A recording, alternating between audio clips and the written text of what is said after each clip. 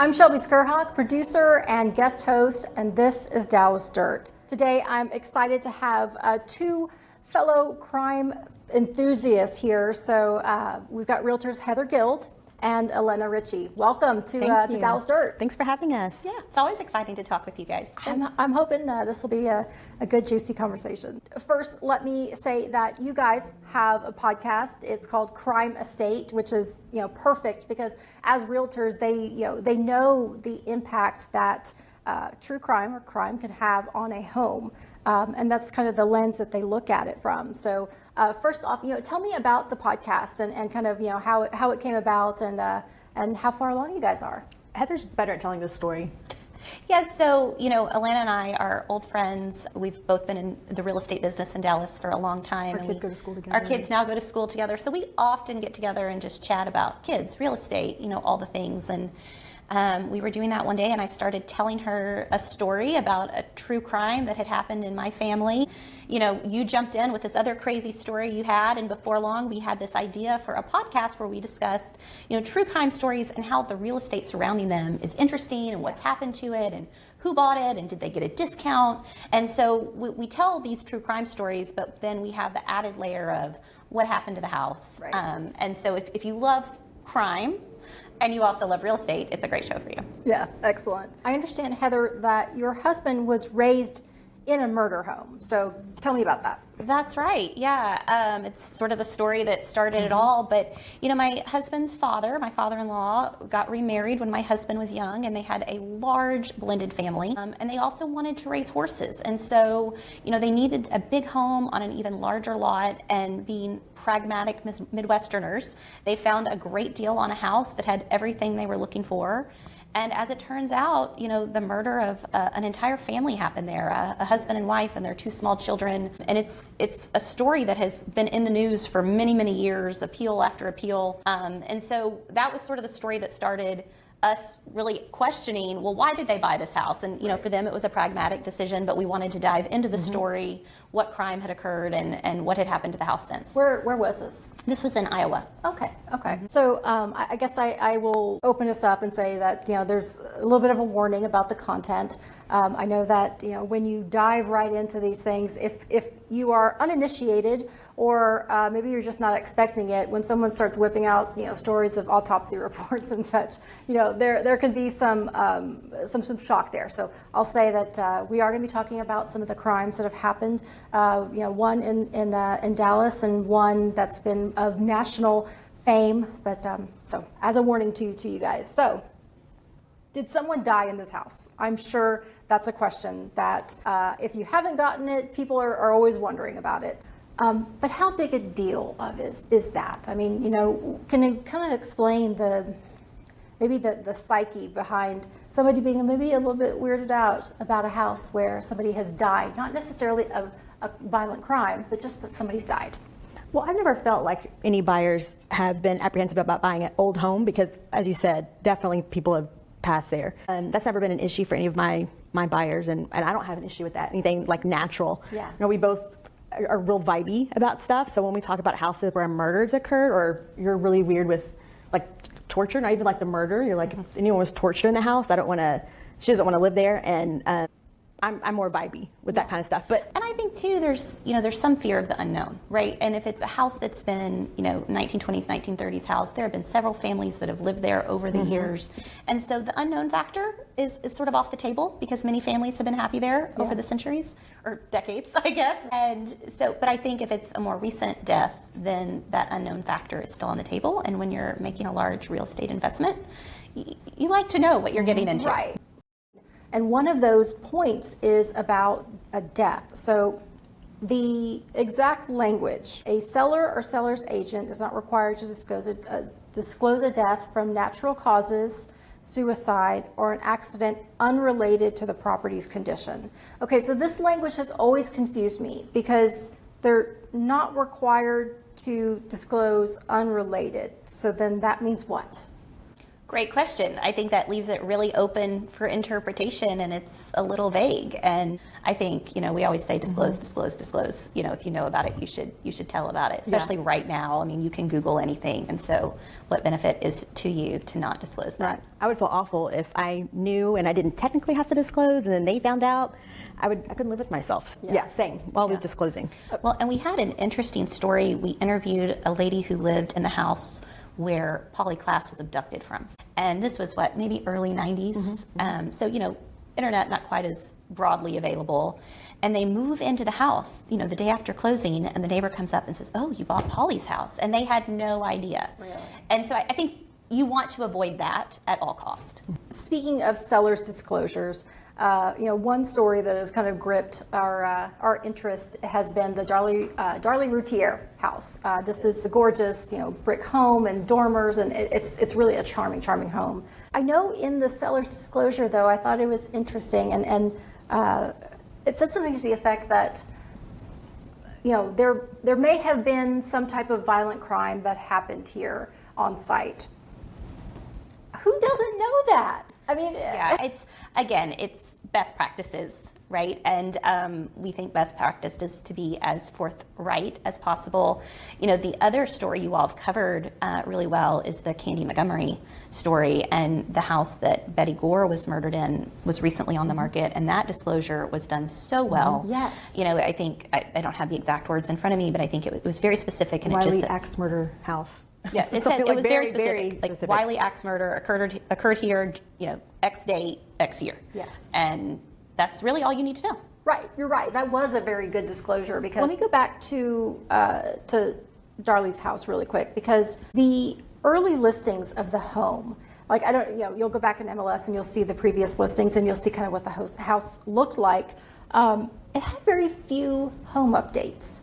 If you've seen crime scene photos and then you see the house and it looks the same, how much of a problem is that? I think it's a big problem. Yes. I mean, we are not experts in selling houses where crimes have occurred. We just like to get together and talk about them. Yeah. But staging is staging, right? And you are trying to present the home in the best possible light to as many potential buyers as possible.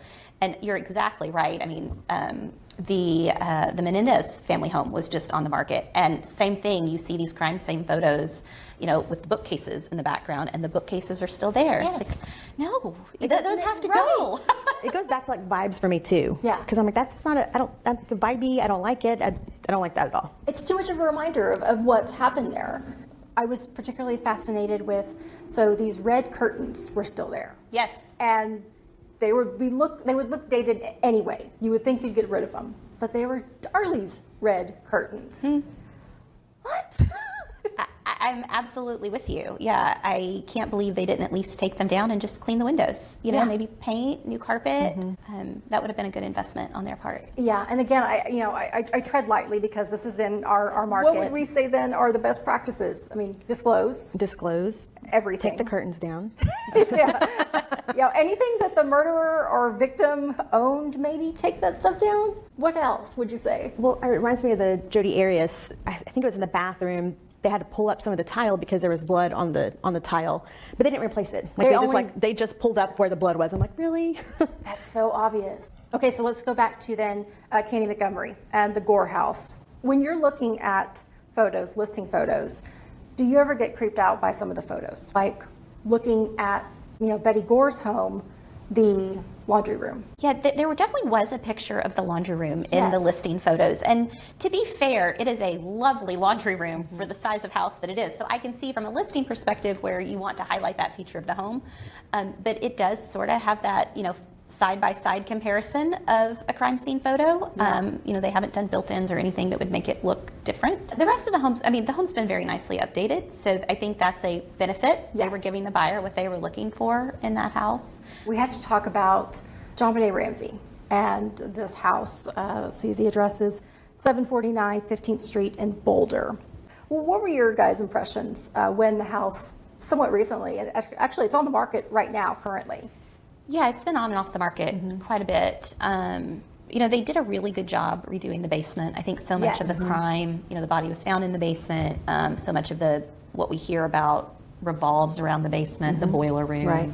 So they did a nice job making that into a teenage hangout space. Yeah. I guess maybe, when we interviewed my sister-in-law for the story about the Iowa murder house, she's like, teenagers didn't care. It was a fun story to tell our friends. So maybe that's a good spot to do that. But yeah, that story was hard for us. I mean, it was the first one we covered on the podcast. We did it in 3 different episodes. I think we would all really like for that to be solved. I think we all had our own idea of what we think happened. I hate to speculate too much, I guess, although I have multiple times. We're supposed to speculate. Right, This is, yeah. we're talking about. I just think there's so many weird things that an intruder wouldn't necessarily know about the family's morning habits, where they kept things in the house.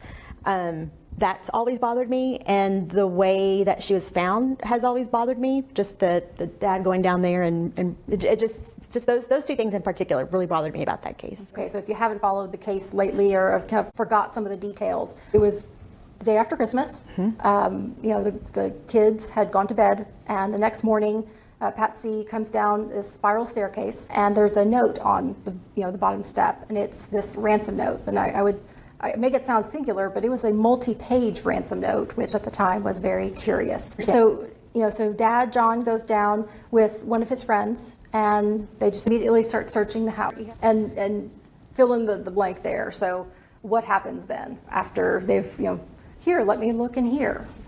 Yeah, so, the friend that's with John Ramsey at the time goes on record later as saying that John exclaimed before the light was turned on in the room, which is one of the things that's always sort of pointed to the family doing it. This is a good friend saying this, so they're not inclined to make up the story. But they do find JonBenét's body there, and he picks her up. And the thing we talked about this that struck us as so odd is he carries her away from his body, not cradled or not. And she's a small girl, 5 or 6. I think she was 6, but petite.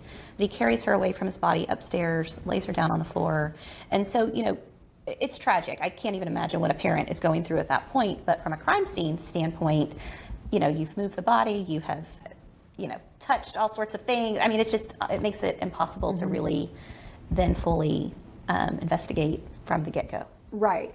So I'm coming back to filling in the blanks then of some of the things that bothered you about the case. Yeah, I mean, I think when we covered a lot of the intruder theories, all of them seem so plausible. There's Santa Claus. If you're not familiar with the story, Santa came and was often at the Christmas parties at the Ramsey home, and he had this weird fascination with JonBenét. She gave him some glitter in a vial before surgery, and he told his kids he wanted to be buried with it. I mean, it very weird. And there's another guy that was arrested, and he had an ode to JonBenét poem in his backpack and was living around the corner at the time.